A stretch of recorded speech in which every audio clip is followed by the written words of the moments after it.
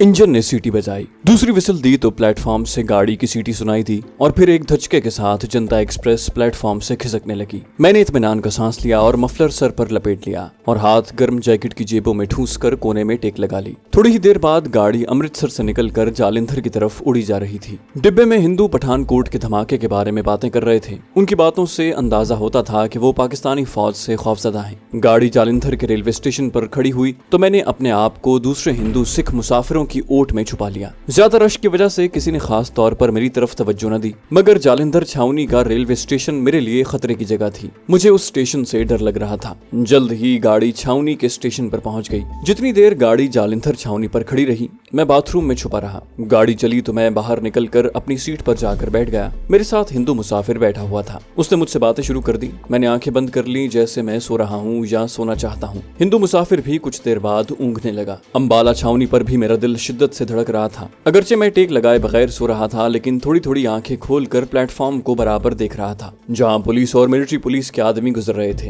अंबाला छावनी भी खैरियत से गुजर गई तो मेरठ छावनी की तलवार सर पर लटकने लगी। मेरठ छावनी बहुत बड़ी छावनी थी। मैंने अंदाजा लगाया था कि छावनी के हर स्टेशन पर मिलिट्री पुलिस की नफरी कुछ ज्यादा ही थी। मेरठ छावनी से पहले मेरठ सिटी पर गाड़ी लेट हो गई। आध घंटा ठहर कर आगे चली। मेरठ छावनी का स्टेशन आया तो एक सिपाही ने खिड़की के अंदर झांक कर देखा। मैं भी दूसरे मुसाफिरों के साथ बैठा ऊँघ रहा था। गोशाए चश्म से देखा तो सिपाही ने डिब्बे में एक गहरी नजर डालकर सब मुसाफिरों को देखा और फिर सर निकालकर आगे चल दिया। मैंने शुक्र का कलमा अदा किया। मेरठ छावनी से गाड़ी निकली तो 15-20 मील आगे जाकर रुक गई। खुदा जाने यहाँ लाइन की मुरम्मत हो रही थी या कोई और बात थी कि गाड़ी 1 घंटा खड़ी रही। उसके बाद ऐसी लेट होना शुरू हुई कि जब दिल्ली पहुंची तो सुबह हो चुकी थी। दिल्ली बहुत बड़ा रेलवे स्टेशन था। मैं पहले एक बार इस शहर में वीजा लेकर आ चुका था। लाल किला और चांदनी चौक की सैर कर चुका था, लेकिन अब मैं एक हिंदू के भेष में माथे पर केसर का तिलक लगाए ट्रेन से उतर रहा था और भारतीय इंटेलिजेंस मेरी तलाश में थी। प्लेटफॉर्म पर मुसाफिरों की भीड़ थी। प्लेटफॉर्म की दीवार के साथ मैंने मिलिट्री पुलिस वालों को देखा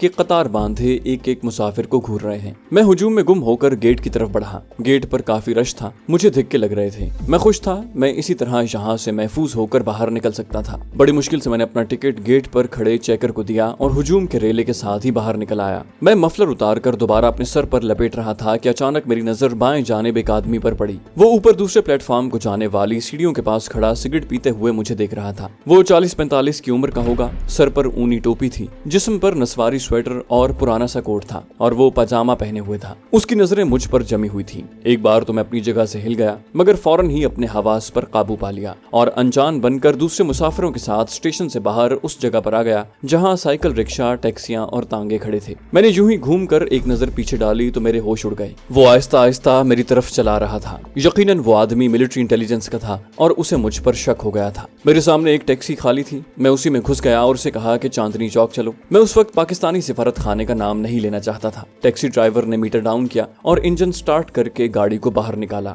वो पुरस्कार शख्स मुसलसल एक तरफ खड़ा सिगरेट का कश लगाते हुए मेरी तरफ देख रहा था। मेरे जिस्म में खौफ की सर्द लहर दौड़ गई। मैंने टैक्सी वाले से कहा कि जल्दी चलो। वो टैक्सी को निकाल कर सड़क पर ले आया। फिर उसका रुख चांदनी चौक की तरफ हो गया। मैं दिल्ली की सड़कों से इतना वाकिफ नहीं था, अलबत्ता चांदनी चौक और लाल किले को पहचान सकता था। टैक्सी की बारौनक सड़कों पर से लोग गुजर रहे थे। मैंने टैक्सी ड्राइवर से नाम पूछा तो मालूम हुआ कि वो मुसलमान है। मैंने शीशे में से पीछे निगाह डाली। कई एक गाड़ियां और रिक्शे सड़क पर हमारे पीछे आ रहे थे। मैं कोई अंदाजा न लगा सका कि वो आदमी वहीं रह गया है या मेरा ताकुब कर रहा है। जब टैक्सी 2-3 बाजारों में से गुजर गई तो मैंने ड्राइवर से कहा, तुम्हें मालूम है यहाँ पाकिस्तानी सिफारत खाना कहाँ है? वो बोला, हाँ जी, क्या आप वहाँ जाएंगे? मैंने कहा, हाँ, पाकिस्तानी सिफारत खाने चलो। टैक्सी वाला बोला, पहले कह दिया होता बाबूजी, अब चक्कर काट कर जाना पड़ेगा। मैंने कहा, कोई बात नहीं, मैं तुम्हें ज्यादा पैसे दे दूंगा। टैक्सी ड्राइवर ने एक चौराहे से टैक्सी घुमाई और एक तंग बाजार में से गुजर कर खुली सड़क पर आ गया। सड़क की एक जानिब ऊंची ऊंची इमारतें और दूसरी जानिब एक पार्क था। मैंने एक बार फिर गर्दन घुमाकर अकबी शीशे में से पीछे देखा। कुछ फासले पर एक टैक्सी चली आ रही थी। उसके अंदर सवारियां बैठी मुझे नजर न आई। कहीं वो कमबख्त मेरा ताकुब तो नहीं कर रहा। मैंने सोचा, फिर ये कहकर अपने आप को तसल्ली दी कि वो रेलवे स्टेशन पर ही रह गया होगा। टैक्सी एक फैशनेबल इलाके में पहुंच गई, जहां बड़ी खूबसूरत कोठियां थीं। सड़क के दोनों जानिब साफ सुथरे फुटपाथ बने हुए थे। इन फुटपाथों के ऊपर घने दरख्त जनवरी की सुनहरी धूप में चमक रहे थे। भारत की तैयार की गई एम्बेसडर कारें गुजर रही थीं। मेरी टैक्सी एक इमारत के गेट पर रुक गई। इस खूबसूरत बंगला नुमा इमारत की एक तरफ उर्दू और अंग्रेजी में सिफारत खाना पाकिस्तान लिखा हुआ था। उसे देखते ही मेरे अंदर एक नई ताकत आ गई। मुझे यूं लगा जैसे मैं पाकिस्तान में दाखिल हो गया हूँ। गेट पर एक भारतीय गुरखा सिपाही पहरा दे रहा था। मैंने उसे अंग्रेजी में कहा कि मैं पाकिस्तानी सफीर को मिलना चाहता हूँ। उसने एक दरवाजे की तरफ इशारा किया, जहाँ एक छोटा सा कमरा बना हुआ था। ये इस्तकबालिया था। मैंने एक बार फिर पीछे घूम कर देखा। मुझे वो पुरस्कार मिलिट्री इंटेलिजेंस का आदमी कहीं नजर न आया। मैं इस्तकबालिया ऑफिस में घुस गया। वहाँ एक लड़की हीटर जलाए बैठी हुई थी। उसके लिबास से कतई अंदाजा नहीं हो रहा था कि वो हिंदू है या मुसलमान। उसने मुझे ऊपर से नीचे तक देखा और पूछा, फरमाइए। मैंने उसे कहा कि पाकिस्तानी कल्चरल अटैची से मिलना चाहता हूँ। वो मुझे नहीं जानते, लेकिन मैं उन्हें जानता हूँ और उनके नाम एक जरूरी पैगाम लाया हूँ। लड़की ने मुझे बैठने का इशारा किया। मेरे माथे पर लगा हुआ तिलक मुझे हिंदू जाहिर कर रहा था। ये जाफरान का तिलक था। मैंने ट्रेन में दिल्ली के करीब पहुंचकर उसे बाथरूम में पानी से साफ करने की बहुत कोशिश की थी, मगर वो मिट न सका। लड़की ने फोन पर किसी से कुछ बात की और मेरी तरफ देखती रही। मैंने मुस्कुरा कर कहा, मैं अहिंसा प्रोमो धर्मा सेवा स्मृति का नुमाइंदा हूँ। हम दिल्ली में एक समारोह करना चाहते हैं, बर्नी साहब की प्रधानगी में। लड़की को शायद मेरे फंक्शन की सियासी अहमियत का एहसास हो गया था। उसने रिसीवर रख दिया और मुझसे मेरा नाम पूछा। मैंने अपना नाम दौलत राम बताया। उसने रजिस्टर में मेरा नाम दर्ज करके मेरे दस्तखत करवाए और चपरासी से कहा कि मुझे बर्नी साहब के पास ले जाए। चपरासी वर्दी पोश था। वो मुझे साथ लेकर सिफारत खाने के अकबी जानिब एक बरामदे में आ गया, जहाँ एक कमरे के बाहर कल्चरल अटैची बर्नी साहब का नाम लिखा हुआ था। मैं कमरे में दाखिल हो गया। एक शानदार मेज की दूसरी जानिब एक नौजवान बैठा सिगरेट पी रहा था। मेरी तरफ देखकर मुस्कुराया और बोला, फरमाइए महाशय जी, मैं आपकी क्या खिदमत कर सकता हूँ। मैं कुर्सी पर बैठ गया। वो मेज पर रखी एक डायरी के वर्क उलटने लगा और बोला, इस हफ्ते मैं मसरूफ हूँ। ये बताइए आपका समारोह कब हो रहा है। मैंने आहिस्ता से कहा, मैं हिंदू नहीं बल्कि एक पाकिस्तानी हूँ। कल्चरल अटैची का हाथ वहीं रुक गया। उसने चौंक कर मेरी तरफ निगाहें उठाई और बोला, पाकिस्तानी, आप कहाँ से आ रहे हैं? यहाँ हमारी बातें कोई और तो नहीं सुन रहा। वो बोला, जी नहीं, मगर बात क्या है? उसने सिगरेट शीशे के एक खूबसूरत चमकीले एस्ट्रे में बुझाते हुए कहा। मैंने कहा, मैं सफीर साहब से मिलना चाहता हूँ, आप मुझे उनके पास पहुँचा दें। उसके चेहरे से मुस्कुराहट गायब हो गई और उसकी जगह बेजारी का तासुर आ गया। वो रिवायती से सर्द लहजे में बोला, सफीर साहब तो इस्लामाबाद के एक जरूरी कॉन्फ्रेंस में शिरकत के लिए गए हुए हैं, मगर आपको क्या प्रॉब्लम है? क्या पासपोर्ट गुम हो गया है या फिर वीजा खत्म हो गया है? मैंने कहा, जी नहीं, इसमें से कोई बात नहीं है। वो बोला, तो फिर आप कौन हैं और पाकिस्तान से यहाँ दिल्ली किस तरह पहुँच गए हैं? मैंने एक लम्हे के लिए सोचा कि उस पर अपना राज जाहिर करना चाहिए या नहीं। मैंने पूछा, सफीर साहब के बाद यहाँ उनका काम कौन साहब करते हैं? कल्चरल अटैची ने बेजार होकर कुर्सी की पुश्त से टेक लगा ली और दूसरा सिगरेट सुलगाते हुए कहा, सबसे पहले आप मुझे अपना पाकिस्तानी पासपोर्ट दिखाएं, उसके बाद ही मैं आपके किसी सवाल का जवाब दे सकता हूं। मैंने उसे बताया कि मेरे पास कोई पासपोर्ट नहीं है। ये सुनकर वो एक बार फिर चौंक पड़ा। क्या मतलब, गुम हो गया है? मैंने कहा, नहीं, मेरे पास कोई पासपोर्ट नहीं था। वो बोला, तो फिर आप भारत कैसे आ गए? मैंने आहिस्ता से कहा, बॉर्डर क्रॉस करके। वो अपनी कुर्सी से उछल पड़ा। तो आप स्मगलर हैं? वो बोला, माफ कीजिए, मैं स्मगलरों को अपने वतन का दुश्मन समझता हूँ। बेहतर यही है कि आप तशरीफ ले जाएं। मैंने कहा, मैं स्मगलर नहीं हूँ, बल्कि एक रजाकार कमांडो हूँ। पठानकोट छावनी में जो धमाका हुआ था वो मैंने ही किया था। ये सुनना था कि पाकिस्तान कल्चरल अटैची एकदम खड़ा हुआ। उसकी आंखें हैरत से खुली रह गई। वो बोला, माफ कीजिएगा, आपको यहाँ नहीं आना चाहिए था। आपने जो कुछ कहा वो सच है या झूठ, मगर दोबारा इसे जबान पर न लाएं। मैंने अफसोस का इजहार करते हुए कहा, आप हमारी मदद के लिए यहाँ हैं, क्या आप मेरी मदद नहीं करेंगे? मैंने पाकिस्तान की एक दुश्मन तोप को तबाह कर दिया है। भारतीय इंटेलिजेंस मेरे पीछे है। क्या आप मुझे अपनी हिफाजत में पाकिस्तान नहीं पहुँचाएंगे? क्या ये आपका फर्ज नहीं है? कल्चरल अटैची एक एक लफ्ज पर जोर देकर बोला, मिस्टर, हम यहाँ दोनों मुल्कों के ताल्लुकात को खुशगवार बनाने के लिए बैठे हैं। हम ऐसी कोई हरकत नहीं कर सकते जिससे दोनों मुल्कों के ताल्लुकात में कशीदगी पैदा हो। मैंने गुस्से से कहा, आप बुज़दिल हैं। आप अपनी ड्यूटी से गफलत बरत रहे हैं। मेरी हिफाजत करना और मुझे हिफाजत के साथ पाकिस्तान पहुंचाना आपका कौमी फर्ज है। कल्चरल अटैची ने जोर से मेज पर मुक्का मारा, फिर अपने तैश पर काबू पाते हुए गहरी सांस लेकर बोला, जनाब, हमारी ड्यूटी और हमारा कौमी फर्ज क्या है, हम उसे बखूबी पहचानते हैं। ठीक है, परसों सफीर साहब वापस आ जाएंगे। आप परसों शाम को तशरीफ ले आएं, मैं आपको उनसे मिलवा दूंगा। मैंने कहा, लेकिन बाहर खतरा है। मिलिट्री इंटेलिजेंस मेरी तलाश में है, मुझे तहफ्फुज़ चाहिए। बर्नी साहब ने तलखी से जवाब दिया, आपने जो कुछ किया हमसे पूछकर नहीं किया। ये कहकर उसने गुस्से से सिगरेट एशट्रे में मसल दी और उठकर टहलने लगे। फिर रुक कर बोले, आपके लिए बेहतर यही है कि किसी तरह मशरकी पाकिस्तान की तरफ निकल जाने की कोशिश करें, लेकिन ये काम भी आपको खुद ही करना होगा। सिफारत खाना आपकी कोई मदद नहीं कर सकता। मैंने नाउम्मीद होकर कहा, आप मुझे यहाँ से किसी महफूज मकाम तक पहुँचा दें, क्योंकि यकीन है कि मिलिट्री इंटेलिजेंस का एक आदमी रेलवे स्टेशन से मेरे पीछे लगा हुआ है। बर्नी साहब ने कुछ परेशान होकर पूछा, उसने आपको सिफारत खाने में दाखिल होते तो नहीं देखा? मैंने कहा, मैं इस सिलसिले में कुछ नहीं कह सकता। बर्नी साहब ने उसी वक्त किसी साहब को फोन किया और मेरी तरफ मुतवज्जे होकर बोले, हम आपको अपनी हिफाजत में यहाँ से निकाल कर दिल्ली से आगे दूसरे स्टेशन गाजियाबाद तक पहुँचा देंगे। वहाँ से आपको होड़ा एक्सप्रेस पकड़कर कलकत्ता पहुँचना होगा और मगरबी बंगाल की जानिब से हिली के मकाम से बॉर्डर क्रॉस करके मशरकी पाकिस्तान में दाखिल होना होगा। हम आपको रास्ते का एक मुख्तसर नक्शा दे देंगे, सिर्फ इसी तरीके से आप पाकिस्तान पहुँच सकते हैं। मुझे सर्द महरी के इस सुलूक से मायूसी तो बहुत हुई, मगर मैं मजबूर था और किसी न किसी तरीके से पाकिस्तान वापस पहुँचना चाहता था। मैंने उनसे कहा कि भारतीय फौज ने पंजाब के बॉर्डर का कंट्रोल संभाल लिया है, क्योंकि मशरकी पाकिस्तान में बहुत गड़बड़ है। मशरकी पाकिस्तान का बॉर्डर क्रॉस करना बहुत मुश्किल है।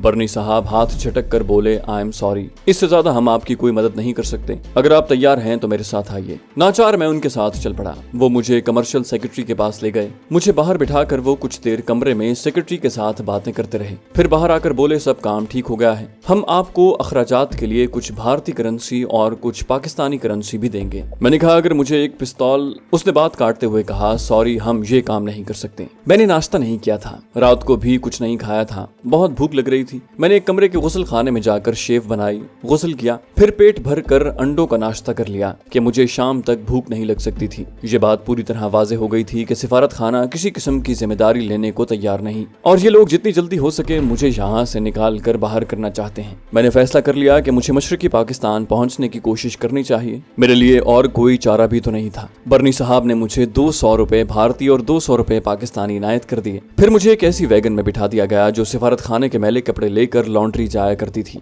ये वैगन चारों तरफ से बंद थी। मैं उसमें कैद होकर बैठ गया और वैगन सिफारत खाने की इमारत से निकलकर दिल्ली की पुरशोर सड़कों से गुजरती गाजियाबाद की तरफ रवाना हो गई। गाजियाबाद दिल्ली से कलकत्ता और लखनऊ की तरफ जाते हुए पहला रेलवे स्टेशन पड़ता है और जहाँ एक्सप्रेस गाड़ियां भी ठहरती हैं। देर तक वैगन सड़कों पर दौड़ती रही, फिर वो एक जगह रुक गई। ड्राइवर ने पिछला दरवाजा खोलकर कहा, साहब गाजियाबाद रेलवे स्टेशन आ गया है, यहाँ उतर जाएं। मैं वैगन से उतर आया। गाजियाबाद रेलवे स्टेशन की इमारत मेरे सामने थी। मैंने माहौल का जायजा लिया। मैं ये मालूम करना चाहता था कि वो पुरस्कार आदमी यहाँ तो मौजूद नहीं। वो मुझे आसपास कहीं नजर न आया। वैगन वापस दिल्ली चली गई और मैं रेलवे स्टेशन की तरफ चल दिया। मगरबी बंगाल से मशरकी पाकिस्तान की सरहद उबूर करने के लिए कागज के टुकड़े पर बना हुआ एक नक्शा मेरी जेब में मौजूद था। रेलवे स्टेशन पर ज्यादा भीड़ नहीं थी। मुसाफिर खाने में लोग अपने अपने सामान के पास बैठे बातें कर रहे थे, अखबार पढ़ रहे थे या फिर कैंटीन के काउंटर पर खड़े हुए चाय पी रहे थे। इनमें खद्दर की टोपियों वाले भी थे और ऐसे मुसाफिर भी थे जिन्होंने मुसलमानों जैसा लिबास पहन रखा था। गेट के करीब पुलिस के 2-3 सिपाही हाथों में बेद लिए चक्कर लगा रहे थे। मैं मुसाफिर खाने में एक बेंच पर जाकर बैठ गया। एक अचकन पोश बूढ़ा मेरे करीब ही बैठा उर्दू का अखबार पढ़ रहा था। मैंने खालिस हिंदी में उससे पूछा कि कलकत्ता जाने वाली गाड़ी कब आएगी। उसने मेरी तरफ घूर कर देखा और बोला, मियाँ तुम होड़ा एक्सप्रेस का पूछ रहे हो? मैंने कहा, जी हाँ। बड़े मियाँ के अंदाज से जाहिर हुआ कि वो मुसलमान हैं। मुझे मालूम था कि कलकत्ता के एक स्टेशन का होड़ा और दूसरे स्टेशन का नाम सियालदा है। मैंने कलकत्ता शहर देखा हुआ था। बड़े मियाँ ने कहा, मियाँ होड़ा एक्सप्रेस 2 बजे आएगी, तुम कलकत्ता में क्या करते हो? मैंने मफलर को अपने सर पर दोबारा लपेटते हुए हिंदी जबान में ही कहा कि एक महाशय जी की कपड़े की दुकान पर मुलाजिम हूँ, दुकान का हिसाब किताब करता हूँ। बड़े मियाँ ने मेरा नाम पूछा तो मैंने जो हिंदू नाम जबान पर आया बता दिया। वो खामोशी से अखबार पढ़ने में मसरूफ हो गए। 11 बज रहे थे। ट्रेन आने में अभी 3 घंटे बाकी थे। मैं यूं ही खुली जगह नहीं बैठना चाहता था। वहाँ ऐसा मुसाफिर खाना भी नहीं था जो चारों तरफ से बंद हो। ऐसा एक रिफ्रेशमेंट रूम प्लेटफॉर्म के अंदर था। मैं टहलता टहलता चारों तरफ गहरी नजरों से देखता हुआ टिकट वाली खिड़की पर पहुंच गया। खिड़की खुली थी। अंदर टिकट बाबू लंबे चौड़े रजिस्टर में कुछ इंतराज कर रहा था। मैंने हिंदी में पूछा कि कलकत्ते का टिकट मिल जाएगा? उसने कोई जवाब नहीं दिया। मैंने फिर पूछा, सेकंड क्लास का टिकट मिल जाएगा? उसने देखे बगैर कहा, होड़ा एक्सप्रेस में सारे डिब्बे सेकंड क्लास के होते हैं। मैंने किराया पूछने के बजाय 100-100 के दोनों भारतीय नोट उसकी तरफ बढ़ा दिए और कहा, एक टिकट कलकत्ते का दे दीजिए।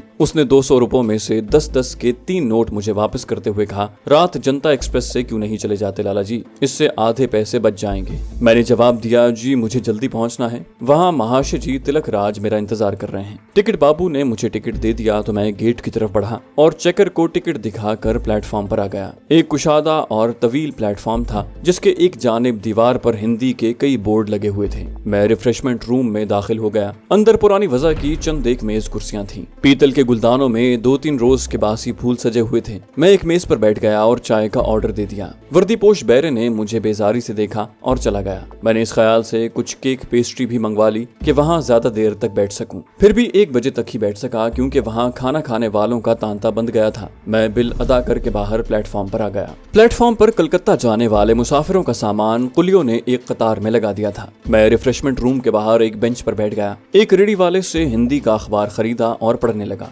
अखबार में मशरकी पाकिस्तान की सूरत हाल के बारे में निहायत तशवीशनाक खबरें छपी हुई थीं। इसका मतलब था कि मशरकी पाकिस्तान का बॉर्डर क्रॉस करना कोई आसान काम नहीं था। मैं अखबार पढ़ रहा था और झुकी हुई नजरों से माहौल का जायजा भी ले रहा था। प्लेटफॉर्म पर अब मुसाफिरों का रश बढ़ने लगा था। ये मेरे लिए अच्छी बात थी। प्लेटफॉर्म के सामने की जानिब रेलवे लाइन के पार एक मंदिर के कलश धूप में चमक रहे थे। दूर प्लेटफॉर्म के कोने पर मुझे लंबे तुर्रों वाले 2 मिलिट्री पुलिस के आदमी नजर आए तो मेरा दिल शिद्दत से धड़क उठा, मगर MP वाले वहीं खड़े थे। मैं खुदा से दुआएं मांगने लगा कि गाड़ी जल्दी आ जाए, मगर कमबख्त गाड़ी आधा घंटा लेट आई। मुसाफिरों में हलचल मच गई। मैं भी मुसाफिरों के हुजूम में घुल मिल गया। डिब्बे में आते ही मैं सीधा बाथरूम में चला गया। मैंने दरवाजा बंद कर लिया। 2 मिनट बाद एक आदमी बाहर से दरवाजा धड़धड़ाने लगा। मैंने दिल ही दिल में उसे कोसते हुए दरवाजा खोल दिया। ये एक तोंदील लाला था जिसने हाथ में लोटा थाम रखा था। मेरे बाहर आते ही वो बाथरूम में घुस गया। इंजन ने सीटी बजाई। गार्ड ने भी सीटी का जवाब सीटी से दिया। फिर गाड़ी आहिस्ता आहिस्ता खिसकने लगी। गाड़ी गाजियाबाद स्टेशन को पीछे छोड़ती हुई दरियाए जमुना के पुल से गुजर रही थी। मैंने खिड़की से सर बाहर निकाल कर देखा। मौसम सरमा की वजह से दरिया का पाट अक्सर जगहों से खुश्क था।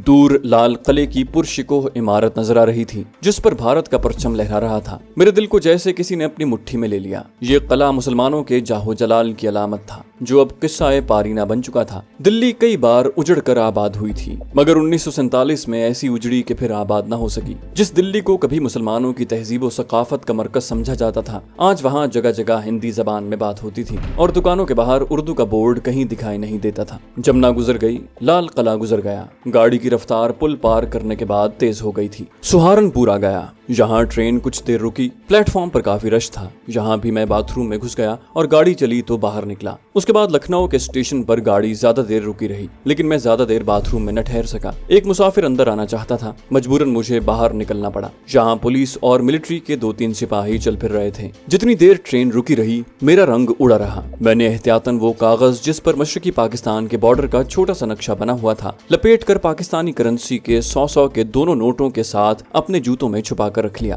ट्रेन लखनऊ से चली तो मेरी जान में जान आई। होड़ा एक्सप्रेस अब स्टेशन पर स्टेशन छोड़ती हुई उड़ी चली जा रही थी। मुगल सराय का स्टेशन आ गया। उसका प्लेटफॉर्म काफी कुशादा था। मैं अपने कोने वाली नशिस्त में दुबका बैठा था। आखिर यहाँ से भी ट्रेन चल पड़ी। आसनोल से बंगाल का रंग शुरू हो गया। अब जगह जगह नारियल के झुंड नजर आने लगे। छोटे छोटे गांव थे, झोंपड़ियों जैसे मकान थे जिनके आगे छोटे छोटे तालाब बने हुए थे। आसनोल से आगे निकलते ही शाम के साए गहरे हो गए थे और फिर रात हो गई। ट्रेन सारी रात अहम मकामात पर रुकती हुई चलती रही। सर्दी की शिद्दत में कमी आ चुकी थी। होड़ा एक्सप्रेस कलकत्ते के दूसरे बड़े स्टेशन होड़ा के बहुत बड़े प्लेटफॉर्म में एक घन गरज के साथ दाखिल हुई तो दिन निकल चुका था। मशरकी पाकिस्तान के अबतर सियासी हालात की वजह से यहाँ मिलिट्री और CID के लोगों का मौजूद होना कुदरती बात थी। मैं उन्हें पहचान तो नहीं सकता था, लेकिन इस बात के ख्याल से परेशान था कि कहीं वो मुझे न पहचान ले। एक बात बताना भूल गया कि मैंने अमृतसर से चलते वक्त अपनी मूछें मूंढना अब छोड़ दी थी और उस वक्त मूछों के बाल खासे बढ़ गए थे। मेरे माथे पर जाफरान के तिलक का निशान भी मौजूद था, अगरचे पहले से कुछ फीका पड़ गया था। मैं कस्दन चंद मुसाफिरों के साथ डिब्बे से निकल आया और लोगों की भीड़ में गुम होकर प्लेटफॉर्म की जानिब बढ़ने लगा।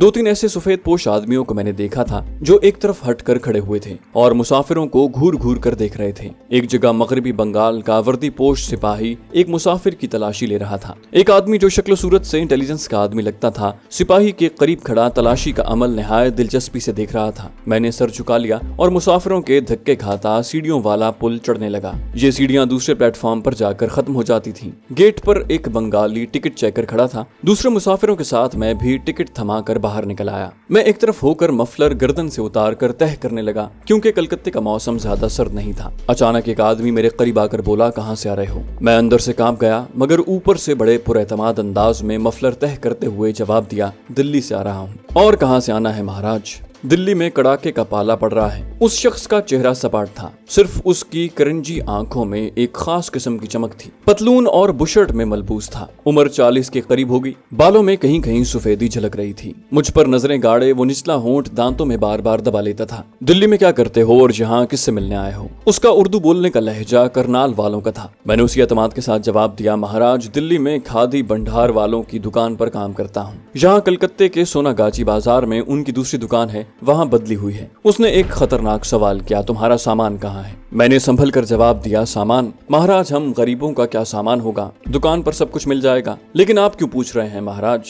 वो जरा सा मुस्कुराया, तुम्हारा नाम क्या है? राजेश कुमार। तो राजेश कुमार जी मेरे साथ जरा पुलिस स्टेशन तक चलना होगा। मेरी रूह लरज उठी। यही वो जुमला था जिसका मुझे उस वक्त से धड़का लगा हुआ था जब से मैंने बॉर्डर क्रॉस किया था। मगर मैंने बड़ी हिम्मत से काम लेते हुए अपने चेहरे पर जरा सी घबराहट जाहिर न होने दी। कम से कम मुझे यही यकीन था। मैंने जरा तलखी से कहा, क्यों महाराज, हम थाने काहे को जाएं? क्या हमने कोई चोरी की है, किसी की जेब काटी है? चलिए आप हमारी दुकान पर चलिए। उस पर मेरी बात का कोई असर न हुआ। तहकुमाना लहजे में बोला, राजेश जी सीधी तरह मेरे साथ थाने चलें, आपको जो कुछ कहना है वहीं चलकर कहें। उसने मुझे बाजू से पकड़ लिया, फिर आहिस्ता से बोला, अगर आपने भागने की कोशिश की तो इतना जरूर याद रखें कि मेरा जो हाथ पतलून की जेब में है उसमें एक भरा हुआ पिस्तौल है। मेरा बदन खौफ से ठंडा पड़ गया, लेकिन ऊपर से मैं उसे यही कह रहा था कि चलो थाने चलो, मैं दुकान पर फोन करके मालिक को बुला लूंगा, फिर आपको शर्मिंदा होना पड़ेगा। लेकिन अंदर से मेरी जान हवा हो गई थी और मुझे अपने सामने मौत का फंदा नजर आने लगा। ये हकीकत थी कि अगर एक बार थाने पहुंच गया तो फिर दुनिया की कोई ताकत मुझे मौत के मुंह से नहीं बचा सकेगी। तलाशी लेने पर मेरे जूते के अंदर से मशरकी पाकिस्तान का सरहदी नक्शा और पाकिस्तानी करेंसी बरामद हो जाएगी। फिर तिब्बी मुआयने से ये बात साबित हो जाएगी कि मैं हिंदू के भेष में मुसलमान हूँ, गोया पाकिस्तानी जासूस हूँ। उसके बाद उनके लिए ये मालूम करना मुश्किल न होगा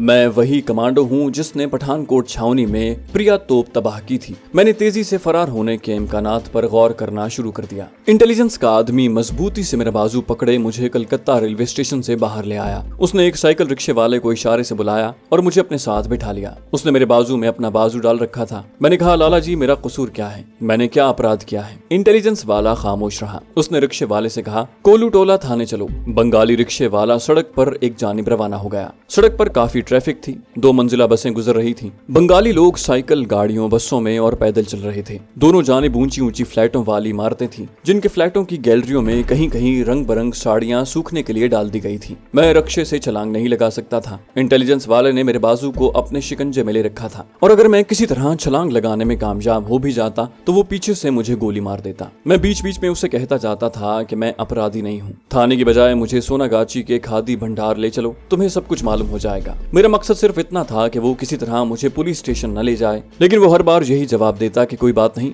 थाने चलकर सब कुछ बता देना, तुम्हें छोड़ दिया जाएगा। अब मैंने मरने मारने का फैसला कर लिया था। मेरी आफियत इसी फैसले में थी। ये बात यकीनी थी कि अगर मैंने इस वक्त फरार की कोई राह न निकाली तो चंद रोज में या तो मुझे गोली से उड़ा दिया जाएगा या फिर बाकी जिंदगी उकूबत खानों में सिसक सिसक कर खत्म हो जाएगी, और वो जिंदगी मौत से भी बदतर होगी। साइकिल रिक्शा कुशादा चौक में से गुजरकर एक निस्बतन तंग बाजार में दाखिल हो गया। यहाँ सड़क हमवार नहीं थी और धचके लग रहे थे। इंटेलिजेंस के आदमी ने बंगला जबान में शायद रिक्शे वाले को आराम से चलने की हिदायत की। मैं तेज नजरों से उस इलाके के मकानों, फ्लैटों और दुकानों का जायजा ले रहा था। यहाँ हर 4-5 इमारतों के बाद एक तंग गली अंदर को चली जाती थी। ये पुराने खस्ता हाल फ्लैटों वाली इमारतें थी जहाँ बच्चे इधर उधर सड़क पर खेल रहे थे। एक जगह सड़क के गड्ढे में से गुजरते हुए साइकिल रिक्शे को जोर का धचका लगा और उसके साथ ही इंटेलिजेंस के आदमी और मेरे दुश्मन का बाजू मेरे बाजू से निकल गया। जिंदगी के मैदान में छलांग लगाने का यही एक मौका था और मैं उस साइकिल रिक्शे से कूद गया। सड़क पर गिरते ही मैं पूरी ताकत से जिधर मुंह उठा दौड़ता चला गया। मेरे पीछे पकड़ो पकड़ो का शोर मच गया।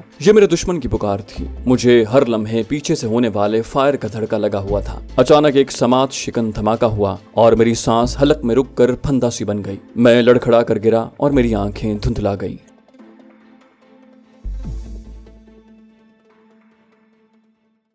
तो दोस्तों ये थी हमारी आज की एपिसोड। उम्मीद करते हैं आपको हमारी कहानी पसंद आई होगी। जाने से पहले इस वीडियो को लाइक कीजिए और शेयर करना मत भूलिए।